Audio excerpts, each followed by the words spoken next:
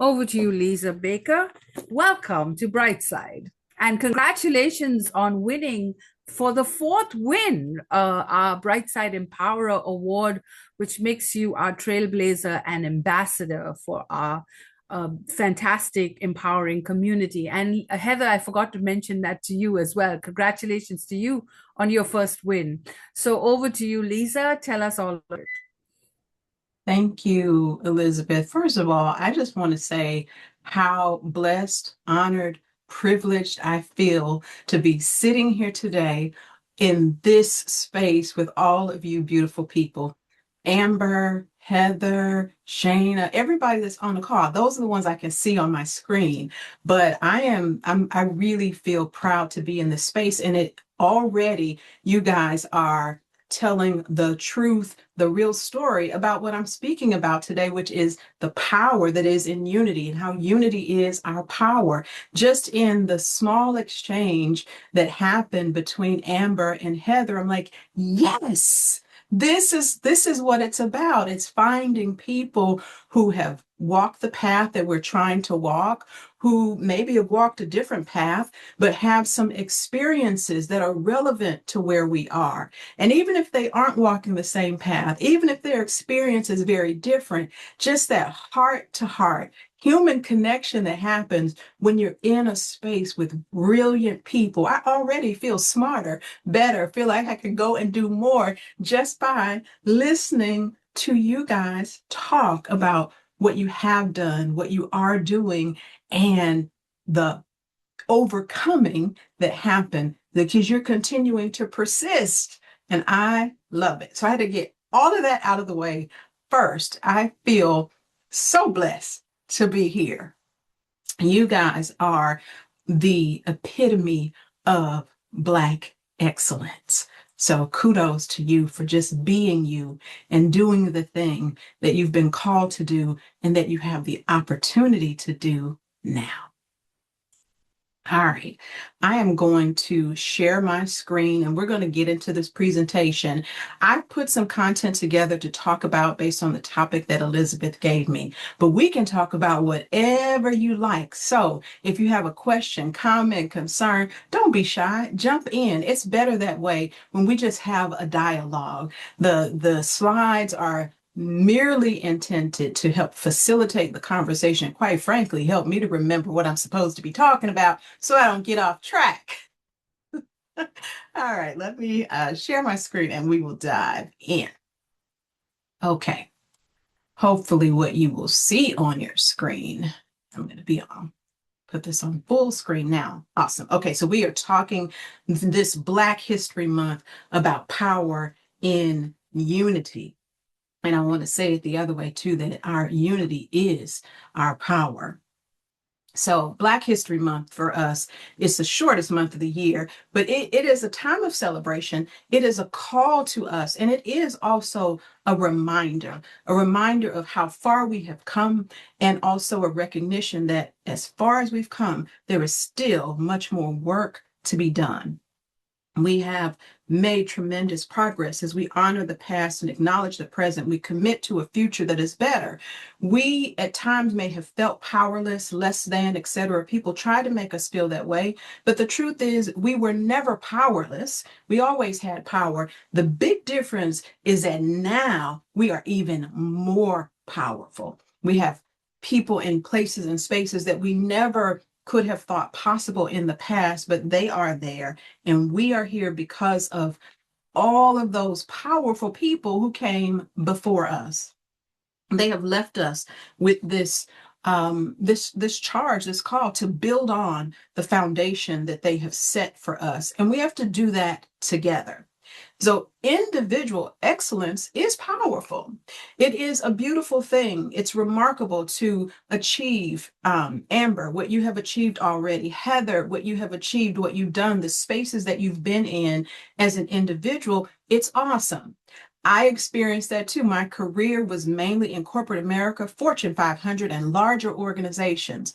I was the senior vice president and general manager for PayPal and eBay's credit programs. So I led a $2.5 billion business for the organization.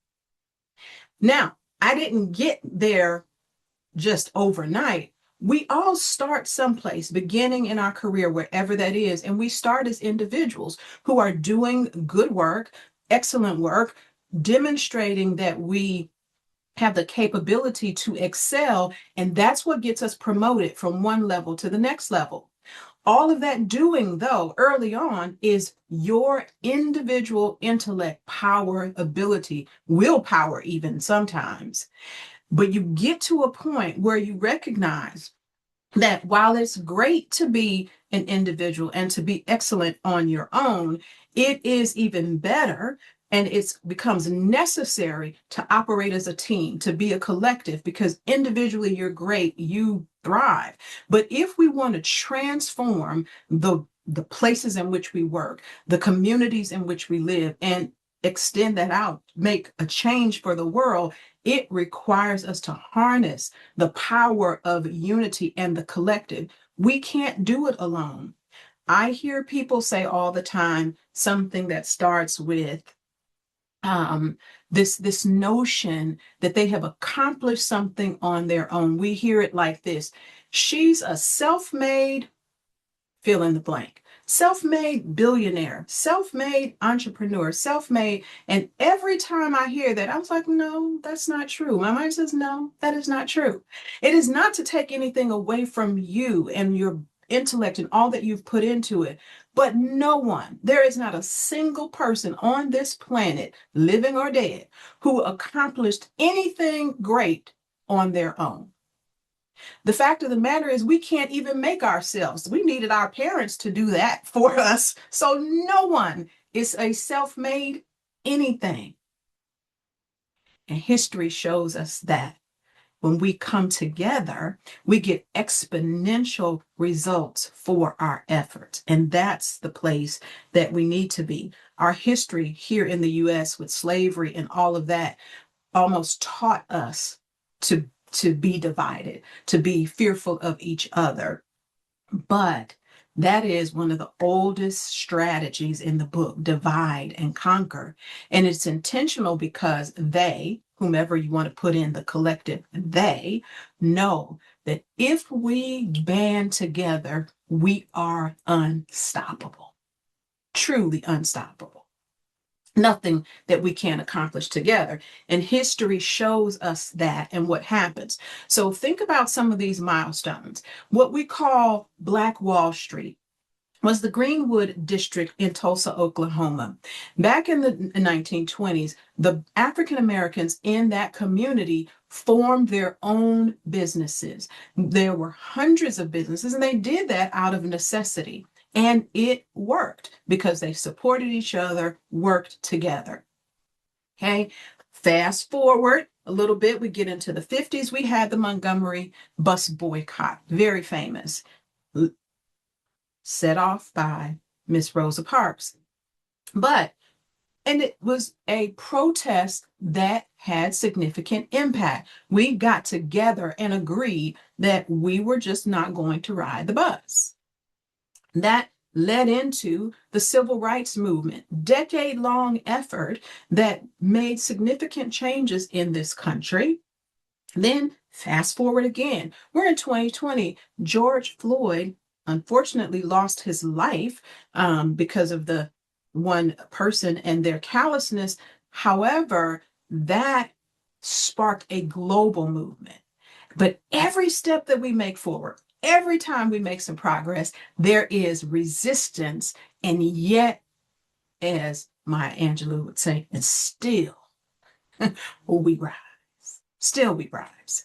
Okay, let's look at it a little bit closer.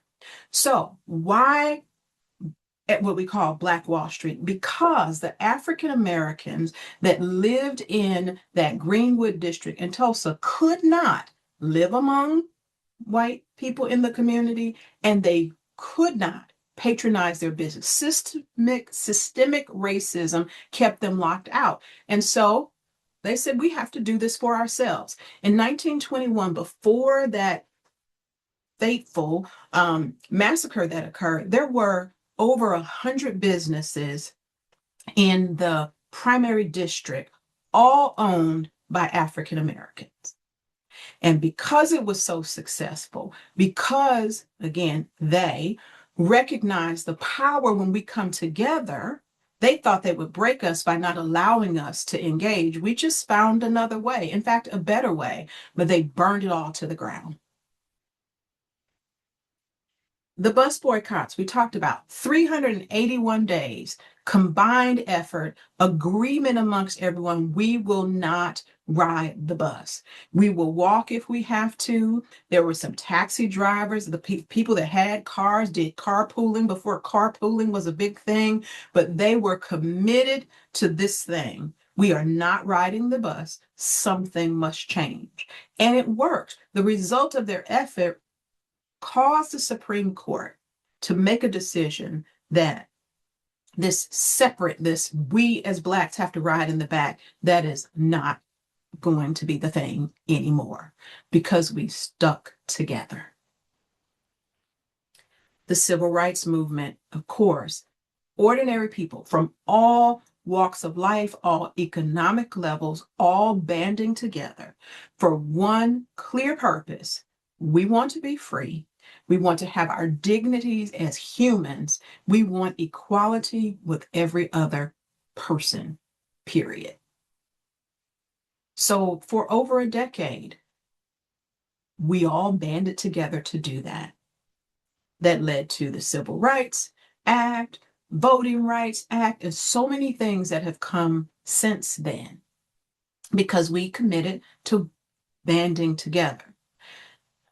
Over 60 countries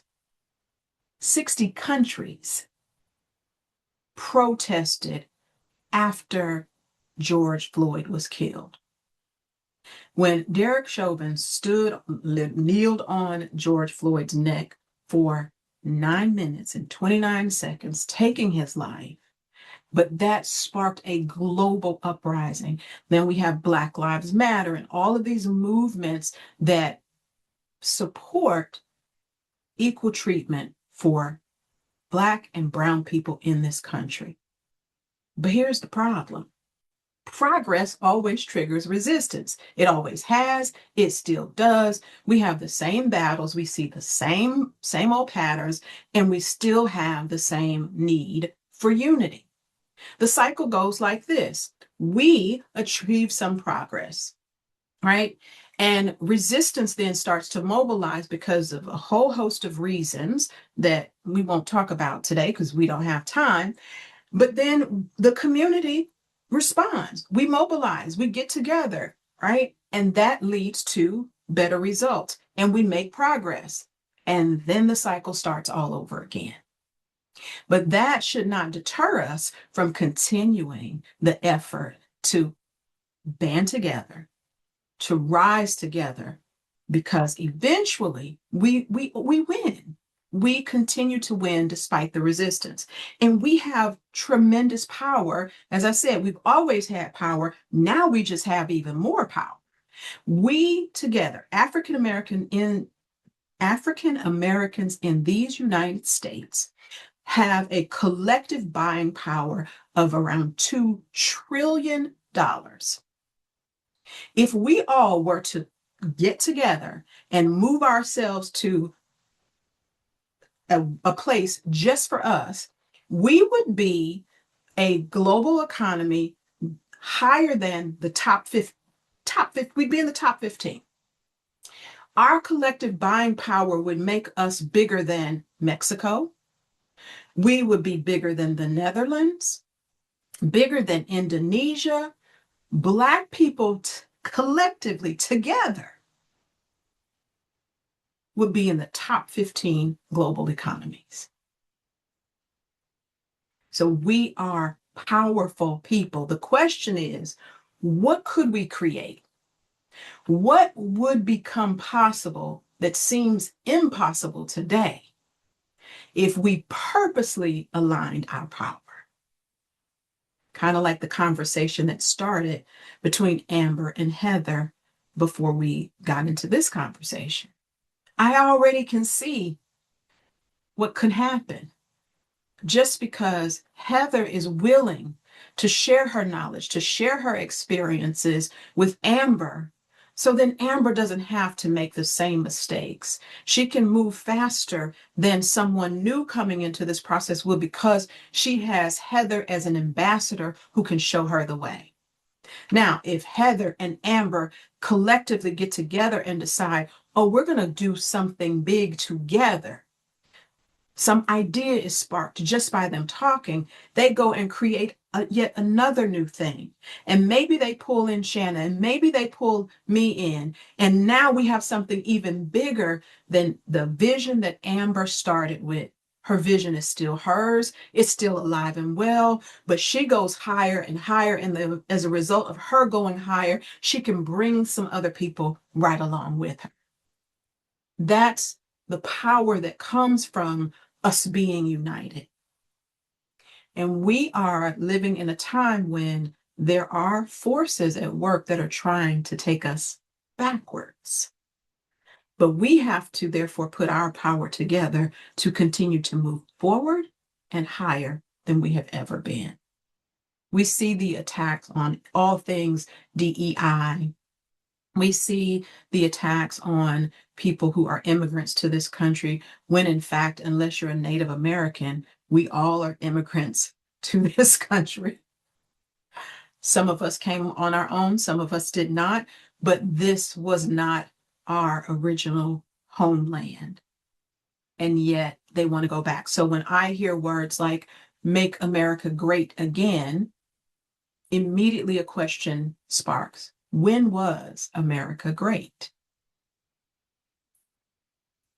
When was it great? When is that definition of great for you that you're trying to take us back to? Because just to say to make it great again implies that it is not great now.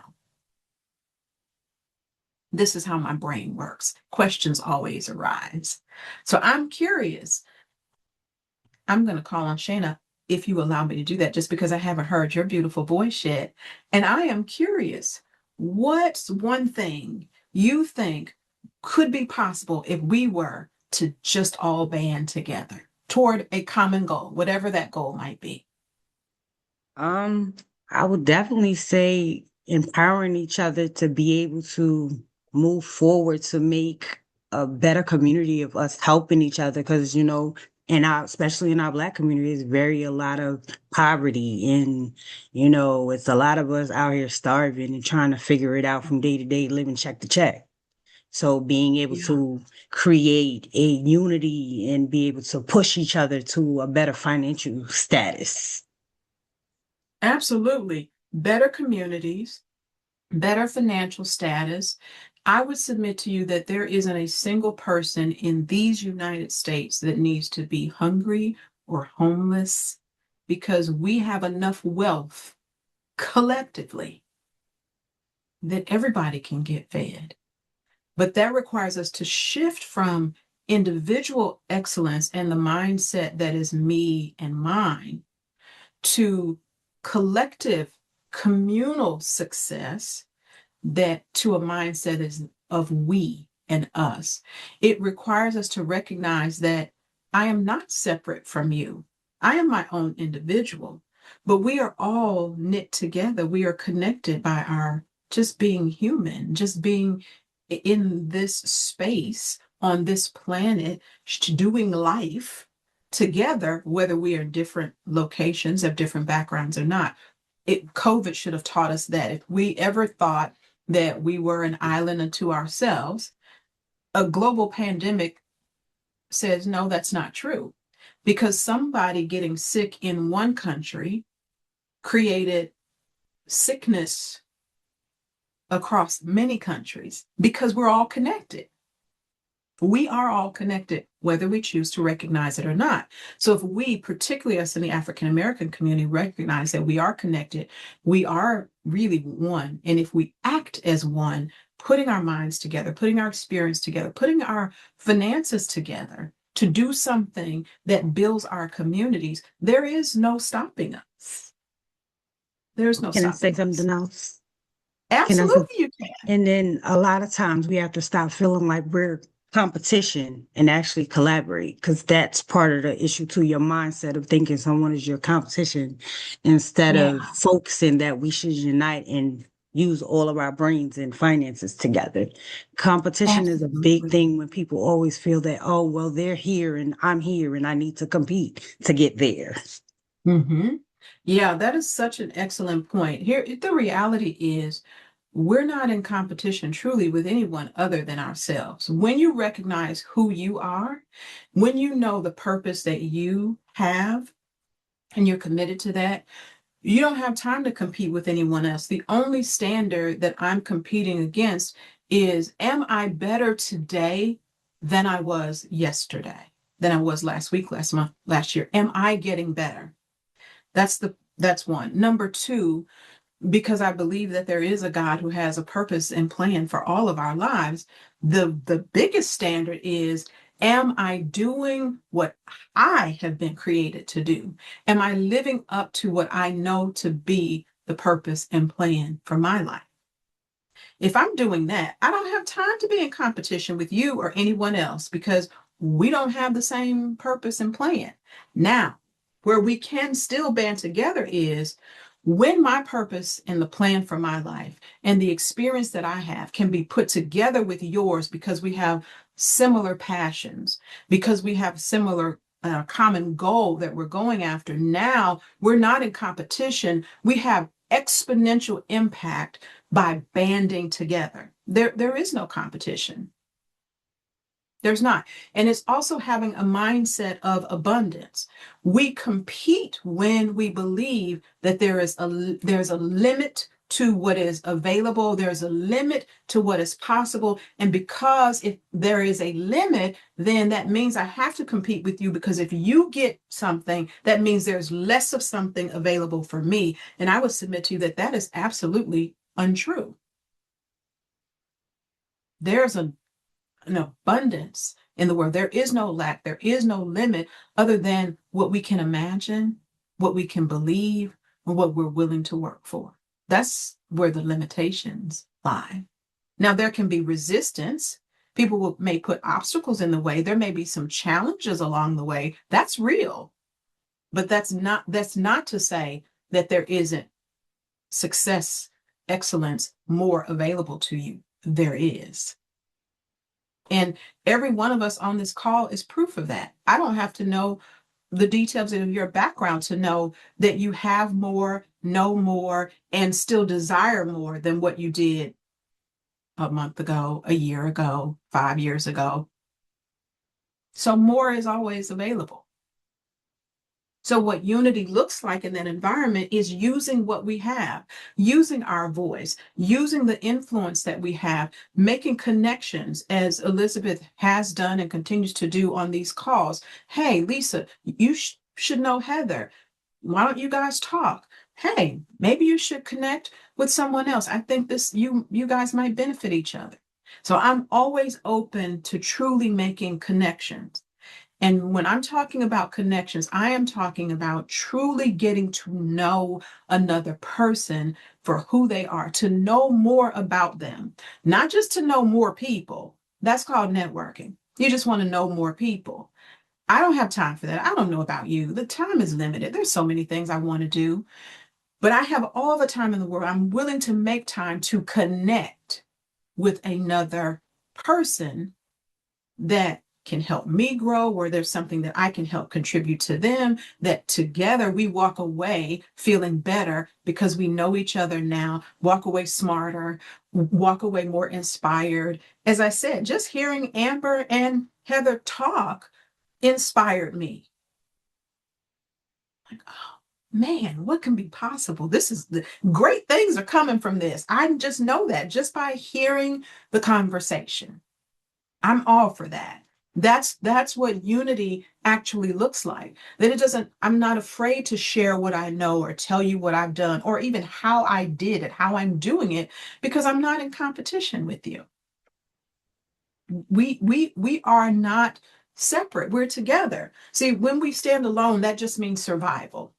right? If you're just doing it by yourself, you can survive. But if we band together, that allows us to rise. If we rise together, then that's how we change the world. So again, individual excellence is necessary and it is a beautiful thing. I love to see people shine. I just want us to put our shine together and shine even brighter, because that's where our real power, that's where our real impact comes from. That's what significance looks like. Unity in power, power that comes from being united. So the question becomes, what will you do? What's one action maybe that you can commit to use your power, and who will you bring along with you? About that, about all the power you really have. What are you going to do with it? Who will you bring along with you? Who are you bringing along, Heather?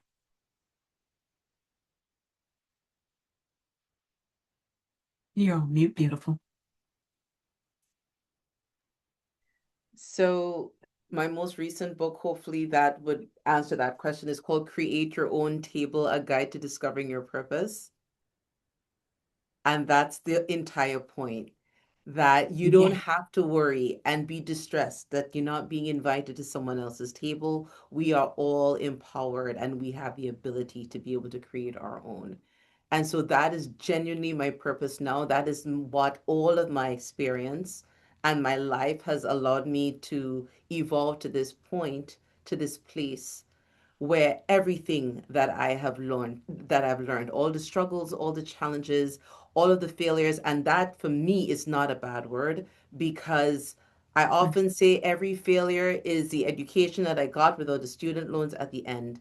And if I didn't have all those challenges, I would be perfectly useless, because I built an entire brand around it. All of those challenges that I had, Amber can now avoid. All the challenges that those clients that I had that struggled and she can now avoid, because I passed all of that. You can then pass exactly what you're saying. But one of the things that occurred to me as you were sharing what it is that we want to see, how we can evolve. The first thing that I think of is not thinking in terms of limitations, because for many people, it's they're in this very confined box, in this very confined space, and it's really being able to open your mind to know that you are able to do more and you are able to achieve excellence. And the fact that you are Black, African American, however you describe yourself, is not an inhibitor by any stretch of the imagination. But I wouldn't take over your talk because it is your talk. No, that is excellent. I love that. And I so love that you said that, because we do need to create our own table spaces instead of trying to force ourselves into places and into systems that were not designed for us and sometimes do not welcome us. We can create our own. We have enough power, intellect, we have everything that we need to create our own. Can you imagine? Just think about almost any industry, any area. If we just all decided we're done, we're not playing that game anymore, everything would have to change. There would be no NFL if all the Black NFL players decide, I'm done, I'm out. We're just not going to play. You wouldn't have a game. If all the Black people just decided, you know what, we're going to leave and we're going to go to some uninhabited island right now, and we're going to make that our home, and we're going to call it whatever we want to name it, because this is where we're all going. If we all left, the United States would immediately start to crumble. Markets would crash, things would be in disarray, because there's so much that we contribute to this society. There's so much money that we put into this society that if we took it and we took our talent and we left, and I'm not saying we need to do that, but just imagine what would happen. May I just So we share can one stay thing? Here. Yes, go ahead, Heather. As you're saying that, because I couldn't help, because the thought just bounced into my head and now it's out of my mouth. But that's the Caribbean, right? I remembered when I first arrived the idea that I could not, first of all, I did not understand what a minority was and that I was one. Let's just be clear and honest. Yeah. I was like, what is a minority? Why am I a minority? And what exactly is the problem with that? And I felt like an idiot for years because I genuinely did not understand that because I came from a place where we just were. There wasn't a majority, minority, you just were.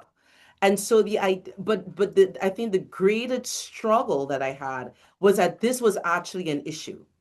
And in my ignorance, because God bless my great aunt, she used to always say, when ignorance is bliss, knowledge is folly. I didn't know you're not supposed to be expecting to just like go to the Hamptons.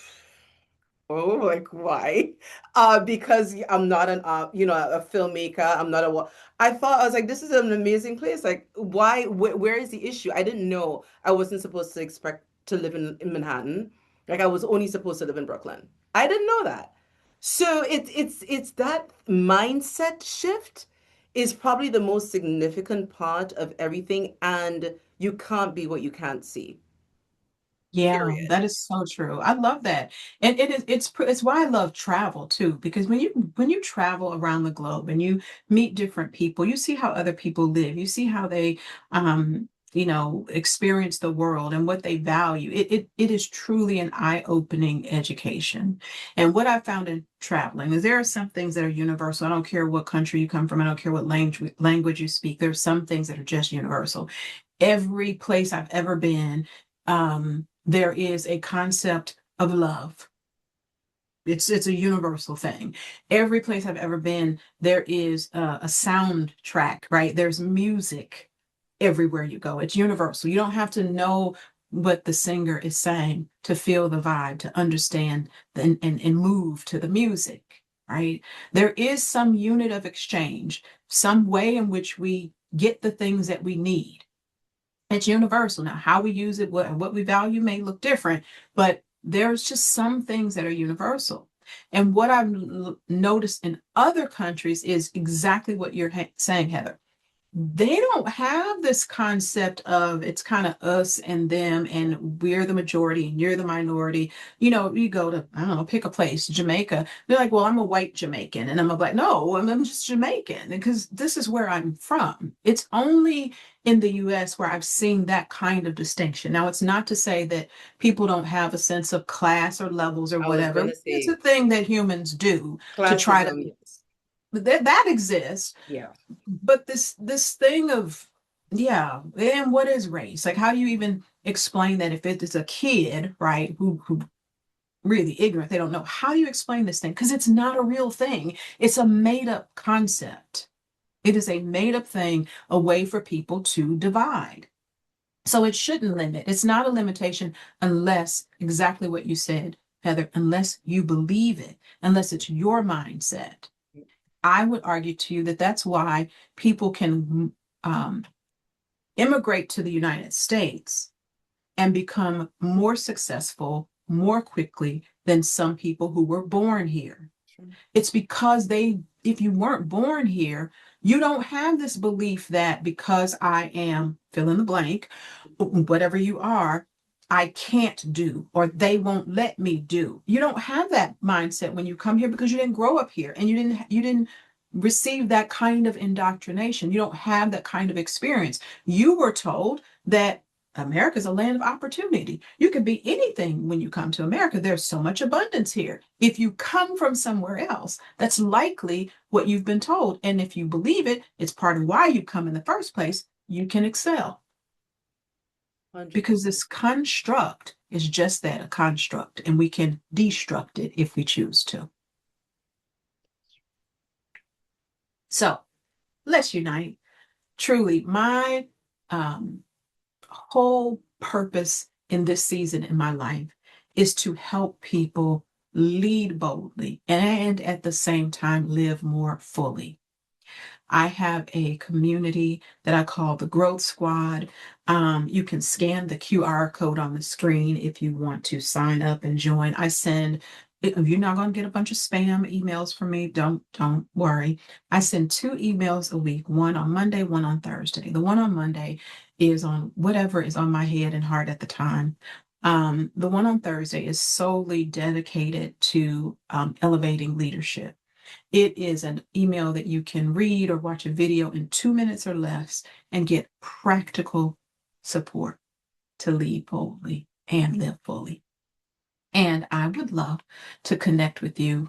You can find me on all the socials. I am Lisa L. Baker on LinkedIn.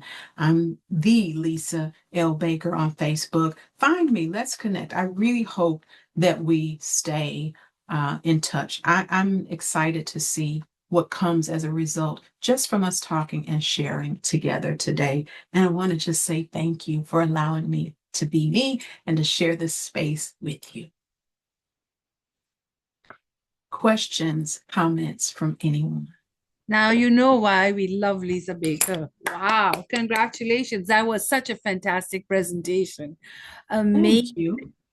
You know, Lisa, when I came to the United States, of course, my mother had come, my grandfather had come prior to me. My mother studied at Creighton University in Nebraska with her brothers and sisters. And so we already had an American connection.